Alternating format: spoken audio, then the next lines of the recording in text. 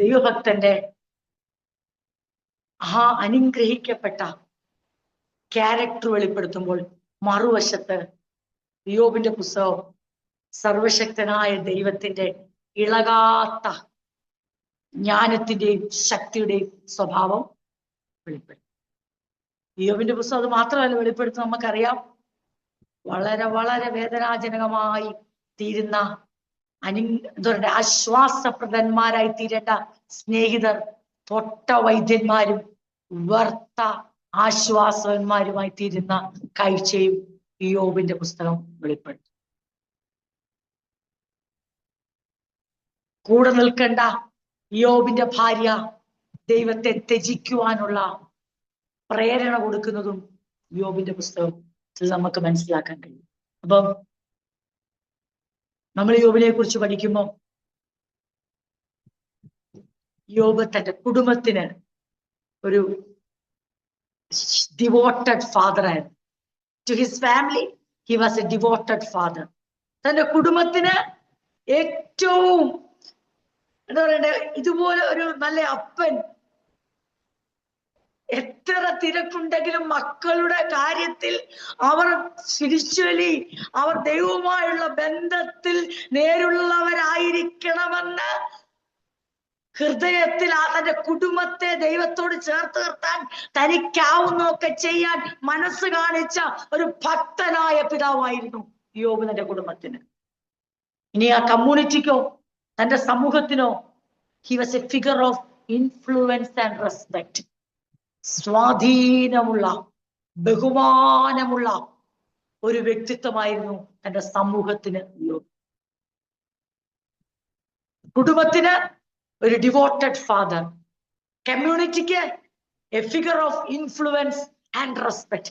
അത് യോബ് തന്നെ പറയുന്നുണ്ട്. ഇതെല്ലാം നമ്മൾ ഈ പറയുന്ന എല്ലാ കാര്യങ്ങളും ഈ പറയുന്ന പുസ്തകത്തിൽ അതുപോലെ വെളിപ്പെടുത്തുന്ന കാര്യങ്ങളാണ്. എന്തുവാ യോബ് തന്നെ പറയുന്നുണ്ട്, അവനെ കാണുമ്പോൾ അല്ലേ പ്രായവൃദ്ധന്മാർ പോലും എഴുന്നേൽക്കും, പ്രഭുക്കന്മാർ. അത് തന്റെ ക്യാരക്ടർ കൊണ്ട്, തനിക്ക് ആ സമൂഹത്തിൽ തന്റെ സമ്പത്ത് കൊണ്ടുള്ള സ്വാധീനമല്ല, ആ സമ്പത്തിലും തന്റെ സൗമ്യതയും സഹിഷ്ണുതയും താഴ്മയും വിനയവും ദൈവത്തോടും മനുഷ്യരോടും പുലർത്തുന്ന ആ സ്വഭാവം നിമിത്തം ഉണ്ടായ സ്വാധീനമാണ്. നമുക്കറിയാലോ, ഈ സമ്പത്ത് കൊണ്ടൊക്കെ സ്വാധീനിക്കാൻ ശ്രമിച്ചാൽ നമുക്കറിയാമല്ലോ, അവരങ്ങോട്ട് പോയി കഴിയുമ്പോൾ നമ്മൾ മാറിയുന്നു. ഓ പിന്നെ അയാളിപ്പം വരുമ്പോ എഴുന്നേറ്റില്ലേ പിന്നെ അയാളുടെ അടുത്ത് വല്ല കാര്യമായിട്ട് ചെല്ലാൻ പറ്റുമോ? പക്ഷെ പുള്ളിയുടെ കയ്യിലിരിപ്പ് അറിയാവോ, അങ്ങനെ ഒന്ന് പൊക്കി വിട്ടാ മതി, നമുക്ക് അടുത്ത പ്രാവശ്യം ചെല്ലുമ്പോ വല്ല കാര്യം സാധിക്കാം. അത് ഇൻഫ്ലുവൻസ് അല്ല, അത് അധികാരത്തിന്റെ ശക്തിയാണ്. പക്ഷെ ഇൻഫ്ലുവൻസ് എന്നെ ചോദിച്ചാൽ എത്ര ഇരിക്കണം എന്ന് ആഗ്രഹിച്ചാൽ അറിയാതെ എഴുന്നേറ്റ് പോകും ചിലരെ കാണുമോ. കാരണം അവരുടെ ക്യാരക്ടർ, അവരുടെ ആടുമാടുകളല്ല സ്വാധീനിച്ചത്, അവരുടെ മക്കളല്ല സ്വാധീനിച്ചത്, അവരുടെ വീടിന്റെ വലുപ്പമല്ല സ്വാധീനിച്ചത്, അവരുടെ സമ്പത്തല്ല സ്വാധീനിച്ചത്, അവരുടെ പേര് പ്രശസ്തിയല്ല സ്വാധീനിച്ചത്. ഇങ്ങനെയൊക്കെ ആയിട്ടും എങ്ങനെ ഇവർക്ക് ഇങ്ങനെ ഇടപെടാൻ കഴിയുന്നു എന്നുള്ള ക്യാരക്ടർ നമ്മുടെ ഉള്ളിൽ ഒരു സ്വാധീനമാകുമ്പോൾ നമ്മൾ അവരെ ബഹുമാനിക്കും. So to his family, he was a devoted father. To his community, he was a figure of influence and respect. പണം കൊണ്ട് നേടിയ സ്വാധീനമല്ല, സമ്പത്ത് കൊണ്ട് നേടിയ ബഹുമാനമല്ല, അദ്ദേഹം ഒരു തികഞ്ഞ മാനവികതയുള്ള ഹ്യൂമാനിറ്റിയിൽ മനുഷ്യരോടുള്ള ബന്ധത്തിൽ തികച്ചും അതേ നീതി പുലർത്തിയിരുന്നു. അദ്ദേഹം ദൈവത്തോട് മാത്രമല്ലായിരുന്നു നിഷ്കളങ്കൻ, മനുഷ്യരോടും അദ്ദേഹം നേരോടും നിഷ്കളങ്കതയോടും ഇടപെട്ടു. തന്റെ സമ്പത്ത് തന്റെ തലക്കനം കൂട്ടിയില്ല, തന്റെ സ്വഭാവത്തെ മലിനപ്പെടുത്തിയില്ല. പിന്നെയോ സമൂഹത്തിന് വേണ്ടത് ചെയ്യുവാൻ തക്കവണ്ണം അദ്ദേഹത്തിന് ഇറങ്ങി ചെല്ലുവാൻ കഴിയും.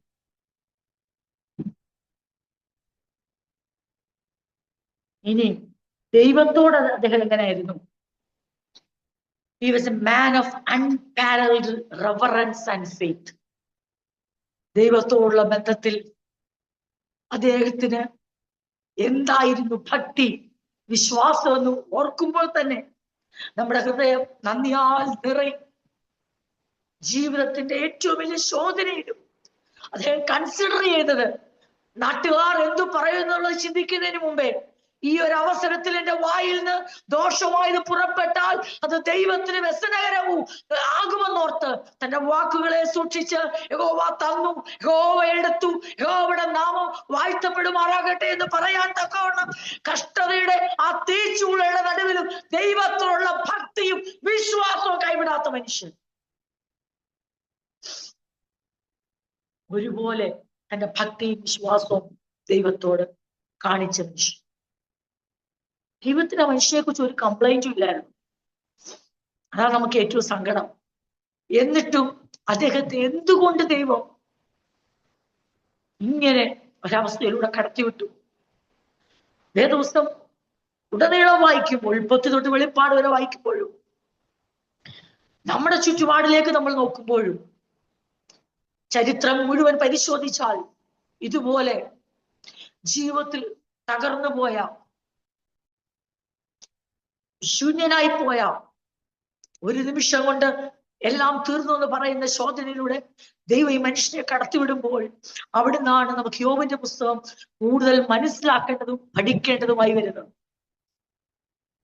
എങ്ങനെ, എന്തുകൊണ്ട്, വൈ ഗോഡ്? ഇതൊരു വലിയ വേദനാജനകമായ അവസ്ഥയിൽ ഇതിനൊരു കൃത്യമായ ഉത്തരം നമുക്ക് ലഭിക്കുമോ അറിയില്ല. എനിക്ക് നിങ്ങളോട് പ്രോമിസ് ചെയ്യാൻ പറ്റത്തില്ല യോബിന്റെ പുസ്തകം പഠിച്ചു കഴിയുമ്പോൾ എന്തുകൊണ്ടെന്നുള്ളതിന്റെ ഉത്തരം അതൊന്നും ഇവിടുന്ന് ലഭിക്കുമെന്ന് ഇവിടെ ഈ പുസ്തകം വെളിപ്പെടുത്തിയിരിക്കുന്നത് മാത്രമേ നമുക്ക് പറയാൻ കഴിയത്തുള്ളൂ. അപ്പം നമുക്കിങ്ങനെ പറയാം, Job was not sinless but he was blameless. ഈ യോബ് പാപരഹിതനാണെന്ന് ഇതിനർത്ഥമില്ല. പാപരഹിതനായ ഒറ്റ ഒരാൾ മാത്രമേ ഉള്ളൂ. ആരാണ്?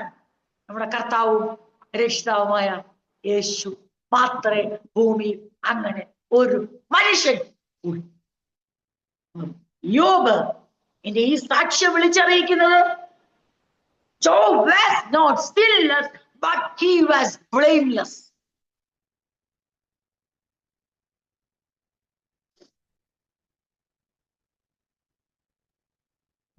നിഷ്കളങ്കനായിരുന്നു. അവന്റെ മേൽ കളങ്കം ചുമത്താൻ കഴിയാതെ വന്നു.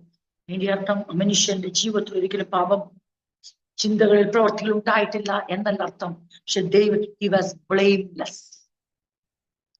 അദ്ദേഹത്തിന്റെ ഏറ്റവും വലിയ പ്രത്യേകതയായിരുന്നു his heart was steadfastly aligned with God. അദ്ദേഹത്തിന്റെ ഹൃദയം ദൈവവുമായുള്ള ബന്ധത്തിൽ ആ കൃത്യം അലൈൻമെന്റിൽ, കൃത്യമായ ദിശയിൽ ഒരു ഏറ്റക്കുറച്ചിലില്ലാതെ തനിക്ക് ദൈവവുമായുള്ള ബന്ധം നിലനിർത്താൻ കഴിയും. പ്രിയരെ, ഇന്ന് രാത്രി ഞാൻ ഒരു കാര്യം പറയട്ടെ. ക്രിസ്തീയ ജീവിതത്തിൽ നമ്മൾ അറിഞ്ഞിരിക്കേണ്ട വലിയൊരു പാഠമാണത്. സാഹചര്യങ്ങൾ മാറാം, നന്മകൾ ലഭിക്കാം, ലഭിക്കാതിരിക്കാം, ജീവിതം അപ്രതീക്ഷിതമായ സംഭവങ്ങളിലൂടെ പോകാം, പ്രതീക്ഷിക്കാത്ത ഉയർച്ചകൾ ലഭിക്കാം, പ്രതീക്ഷിക്കാത്ത താഴ്ചകൾ ലഭിക്കാം, വ്യത്യസ്തമായ അനുഭവങ്ങളിലൂടെ പോകാം. പക്ഷെ നമ്മുടെ ഡെഡിക്കേഷനും ഡിവോഷനും ഇതായിരിക്കണം, എന്റെ ഹൃദയം ഒരിക്കലും ദൈവവുമായുള്ള ബന്ധത്തിൽ ഒരേറ്റക്കുറച്ചിലുമില്ലാതെ അതെപ്പോഴും ആ അലൈൻമെന്റ്, അത് എപ്പോഴും ദൈവവുമായുള്ള ബന്ധത്തിൽ ഒരുപോലെ നിൽക്കണമെന്നുള്ള ആഗ്രഹവും സമർപ്പണവും പ്രാർത്ഥനയും നമുക്കുണ്ടായിരിക്കണം. ബാക്കി കാര്യമൊക്കെ ദൈവം നോക്കിക്കോളും. ഈ നഷ്ടവും ലാഭവും ഒക്കെ ദൈവം കണക്കെടുത്തോളും. പക്ഷെ ദൈവവുമായുള്ള ബന്ധത്തിൽ നമ്മുടെ ഹൃദയം ചാഞ്ഞു പോകല്ലേ, അകന്നു പോകല്ലേ. ഒരു സംഭവങ്ങളും വെച്ച്, ജീവിതത്തിന്റെ ഒരവസ്ഥയും വെച്ച് ദൈവസ്ഥനിൽ ഹൃദയത്തിന്റെ നിലവാരത്തിന്, ദൈവത്തോടുള്ള അറ്റാച്ച്മെന്റിന്, അലൈൻമെന്റിന് ഒരു മാറ്റവും വരുവാൻ അനുവദിക്കാത്തൊരു ക്രിസ്ത്യജീവൻ നയിപ്പാനാണ് കർത്താവ് നമ്മളെ വിളിച്ചത്.